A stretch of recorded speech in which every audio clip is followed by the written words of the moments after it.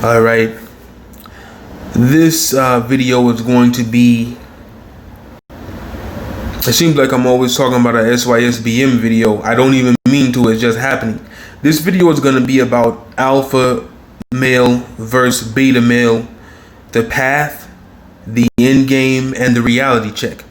Now, this isn't any other guy's video I watched on YouTube. This isn't something I saw on TV, something I saw on Netflix, a movie from, I don't know, Turner Movies or whatever, A&E. This is what I experienced in life. These are things that I have seen in my own life, okay? I'm going to try to keep this short. I'm going to talk about two guys that are the main guys, Esteban and Jonesy. I'm also going to talk about another guy named Ron, if I get the chance, okay? So, try to keep this under 15 minutes. So, when I was 28 years old, Ron introduced me. Let me give you Ron's background. I was 28. Ron was about 45. Ron had just done 21 years in prison. He went in when he was 18 or 17. Ron is a relative of mine on my father's side. Okay. Ron introduced me to Esteban. Now, all of these guys are black American men. None of them are Hispanic. All of these are black American men, just so you know. I say that because it doesn't matter if this is the same story for black American men, white American men, Asian American men, Indian American men, Hispanic American men, whatever, Native American men. This is the same story for all of these men, okay? While some of you guys are trying to position yourself as alphas or betas and putting yourself under these labels, I'm going to explain to you what my experience was with this alpha male and this beta male. Now, so Ron introduces me to Esteban. Now, I'm 28 years old. I meet Esteban. Esteban is 38 or 39. I never heard of him, never seen him. My uncle Ron introduces me to Esteban. And I say hello, you know what I'm saying? We talk for about 2 or 3 minutes. And Esteban is he's really muscular. He's probably about 6 feet tall. He's a dark-skinned guy with gray eyes, and tattoos. So if any of you know, in the black American culture, sometimes if you're dark skinned with really light eyes, if you're black with light eyes, you know, sometimes the girls go crazy for a certain amount of time. So anyway, so I meet Esteban. So Ron lets me know Esteban is my cousin. I didn't know. Like I said, I never seen Esteban until this day. Esteban. So, all right. And I found out he lives up the street from where I was staying at the time. So I said hello. I talked to him a few minutes. I went into the house thinking I would probably never see him again. I didn't think of it anymore. The next morning at 6 a.m., I get a ring on the doorbell. I go check it out. It's him. This guy, he shows up, with a blunt. Now, this guy, I went outside and I smoked. At the time, I was smoking heavy. So I went outside and we smoked whatever. We started talking, blah, blah, blah. And he was telling me about how he was fucking this Puerto Rican girl. And she was married to another black guy. And she had 8 kids from another guy. Not the black guy she was married to. She had 8 kids from another guy. But how she would come to Esteban's house, give him her check, give him all her money, and he would fuck the shit out of her. Okay? And how her husband would be GPSing the wife's phone and waiting on the corner trying to find out where she was. All this extra stuff.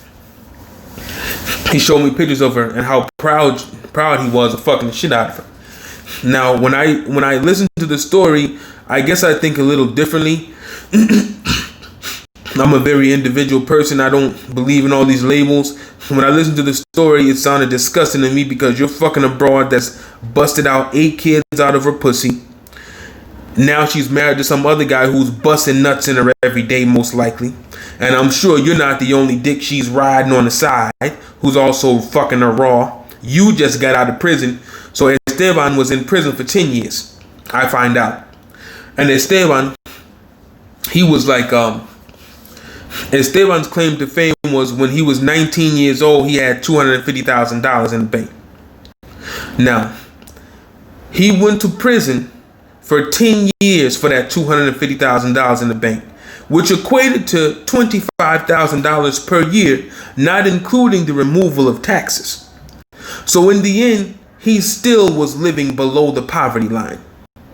When he got out of prison, his mother and his family had spent all his money and sold all of his drugs, and he had nothing. Back to the story. So Esteban tells me about this bitch. Then another day, Esteban comes over and we sit in the car, and he gets a ring on his phone. He doesn't answer. He tells me, oh, that's just my girl. You know, she got a master's degree. She runs her own business. She's got a nice condo. I'm driving her car right now. I was like, oh yeah. He's like, yeah. Her parents don't like me though, because back in the day, the cops bust her door down and put a gun to the back of her head and made her get on the floor face down. So her parents got a problem with me, you know what I'm saying? But me and her still cool. So even 10 years, we still cool. I was like, okay. So he didn't answer the phone. Phone rings again. He didn't answer the phone. Phone rings a third time. Now he picks up the phone and he says something like, what the fuck do you want, bitch? So she's like, oh, I'm just trying to see where you are. He was telling her, don't you ever fucking ask me where I'm at. I told you about that shit. Shut the fuck up. Get the fuck off the phone. I'll see you when I see you. You keep this shit up, I'm not coming back home. You keep this shit up, I'm not coming back home. So I hear the girl start crying and he hangs up on her. Then he looks at me and he says, you know, you got to talk to bitches like that because that's the only way you can stay on their mind. If you keep them mad, you stay on their mind all day. They can think about nothing else but you. That's how you hold on to a bitch as long as you want to, till you want to get rid of her. And I thought, okay, so it's all a game. He's playing games. This shit is a joke to this guy. But the girl with this guy who can barely read is running circles around the girl with the master's degree, right? So anyway, I had other experiences with this guy just like this. He'll be fucking some girl, she'll call him, he might have me meet her, whatever, to show her off and all that shit. Then one Christmas, before Christmas came, I met his son that was about 14 or 15. The next thing I know, Esteban disappeared. 2 or 3 weeks later, I find out he's been put in prison for not paying child support. And he can either pay the back child support or he's got to stay in prison for 6 months. This is right at Christmas, right? I don't celebrate those pagan holidays, but I'm just saying, you know how the people that do it's a serious time. So he gets put in prison for 6 months for child support for fucking a bad bitch. Now, moving aside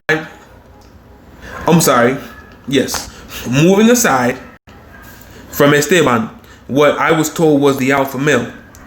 His story ended in prison. Let's go to Jonesy, which I was advised was the beta male. Now here's Jonesy's story. Jonesy was never a very attractive guy. Jonesy didn't always have the most attractive girls. Jonesy had low self-esteem. He was raised by a single mother, the same as Esteban, and the same as Ron, and the same as myself. This is what ended up happening to Jonesy. Jonesy met a girl. She was kind of cute. He fucked her in a trailer park, then got her pregnant. Had a baby with her.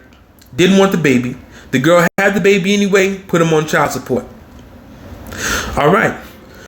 The next thing that happened to Jonesy is this. Jonesy meets a girl. Girl's got 4 or 5 kids by 4 or 5 different guys. All the baby's fathers of these kids are Jonesy's friends. Jonesy knows every last one of them. He went to high school with all of them. Okay?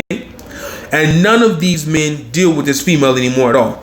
They don't take care of any of their kids. They do nothing. They don't want anything to do with them. Jonesy decides, after 4 men who've had babies with this woman drop her ass like a fucking rotten egg, Jonesy decides to put a ring on the finger and marry the chick. Jonesy takes her out of a roach-infested place, and he had a good job being like I'm just going to say he had a good job. He was getting paid a lot of money. He takes her out of a roach-infested place. He puts her in a nice home, the nicest home this bitch has ever been in her life. She was one of those wearing long weave type females with an attitude. I had to actually check her one day real hard, and she never fucked with me again. But back to the story. So Jonesy marries this broad with all these fucking kids. All right. He puts her up in a nice house. the girl is disrespectful. She's cheating on him, fucking other men. Her older son was telling me how the men in the past used to beat the hell out of her ass because she had a smart mouth.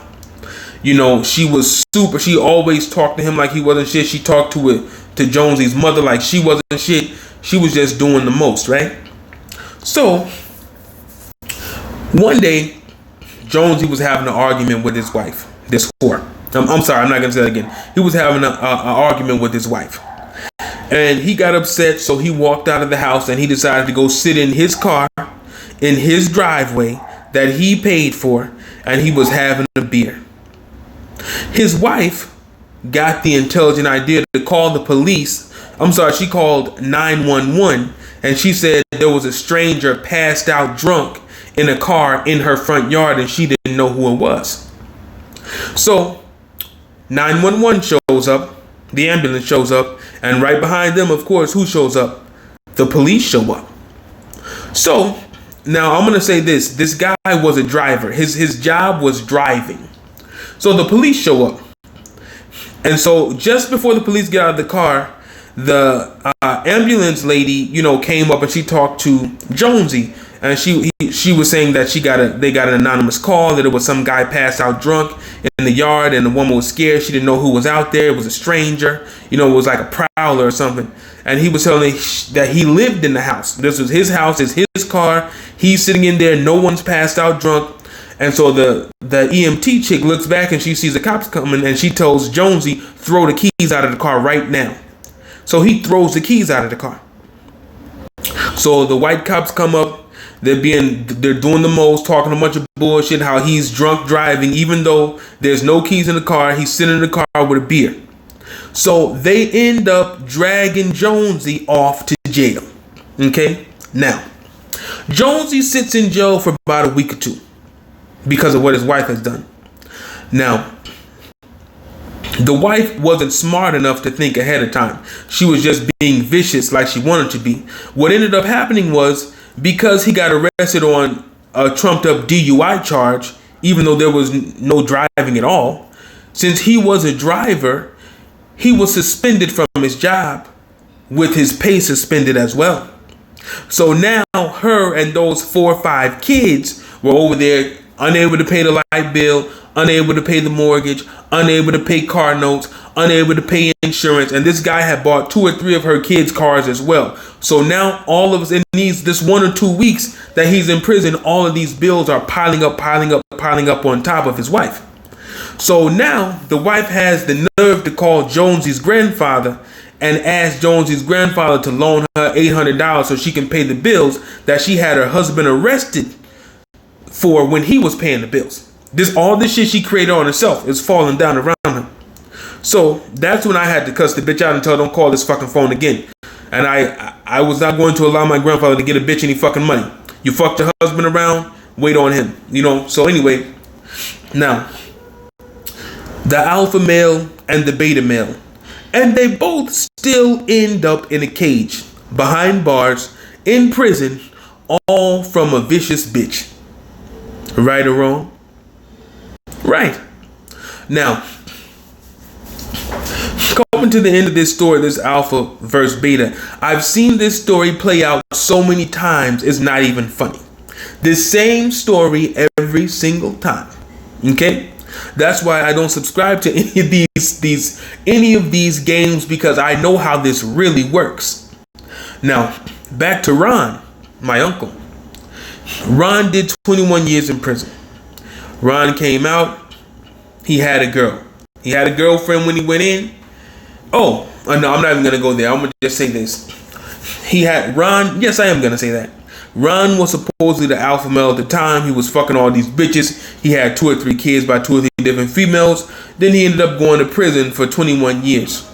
Now, in that time, Ron's son was molested by his baby mother's other prison boyfriend. And when Ron got out of prison, his son was wearing dresses and wigs. Now, this is what a lot of these males end up. This is the situation a lot of them end up in. Alpha, beta, whatever you want to call them. They all go down these roads and they end up at the same spot. In prison, fucking around with a bitch. Now, Ron had a wife. When I was a young man, I met his wife at one point, and she was very disrespectful with a nasty attitude. I assumed she thought I was a dope dealer or something, but I wasn't used to that type of behavior. So I left immediately. And the next time I saw her when he got out of prison again, she didn't behave like that. She respected me more than she respected him because I had a job. She knew I wasn't dealing dope. I wasn't on the streets. I wasn't doing the most. She was taking full care of him. The same way with Esteban. His female was taking full care of him. She was paying his bills because he wasn't able to get a job because he had that prison record. These guys were selling drugs and still not really able to make ends meet. And whenever their female got pissed off at them, the female would say, "Get the fuck out." She would tell them, "You wearing my drawers, you wearing my clothes, I bought you those shoes, you driving my car, shut the fuck up, sit the fuck down, get the fuck out. If you don't like how I run this shit, get the fuck out." So in the end, this so-called alpha male ended up being the bitch's bitch. Every single time. I've seen the story play out 1,000 times. So there really is no such thing as either or. Okay? Why am I saying all of this? Back to save yourself, black man, or whoever you are. Don't get caught up in all of these titles and trying to be like other people and trying to be the man that other people are telling you to be. You better be the man that the Most High wants you to be and the man that you want to be yourself. You better find out who you are, what you will accept, what you will not accept, and you just better take your own road, because I'm telling you, you can't walk with the group all the time. Sometimes you really have to go your own way and your own route to reach a destination. All right. That's the end of that.